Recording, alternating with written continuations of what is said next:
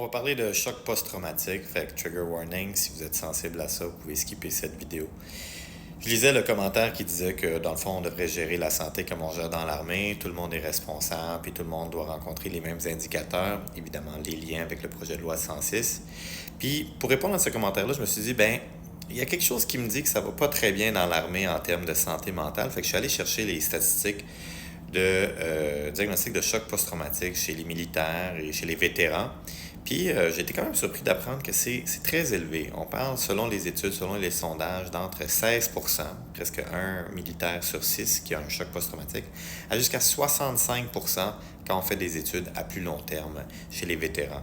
C'est immense. Et on compare ça à la population générale où la prévalence est à peu près là, de 5 à 10%. Mais ce qui est le plus surprenant, c'est que je me suis dit, on va aller voir les professionnels de la santé, les soignants, les médecins, 40% de choc post-traumatique. Ça va pas bien dans le réseau de la santé.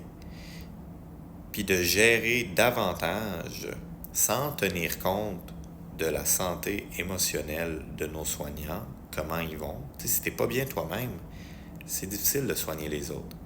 Je pense à ce moment-là qu'on fait grave erreur.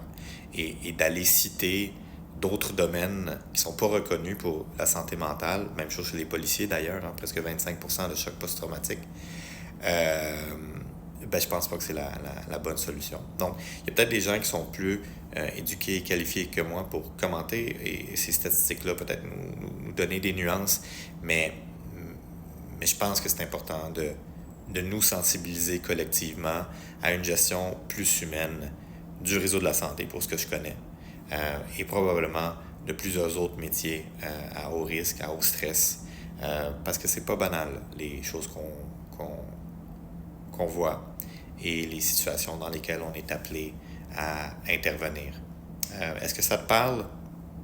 Je serais curieux d'entendre ton expérience dans les commentaires.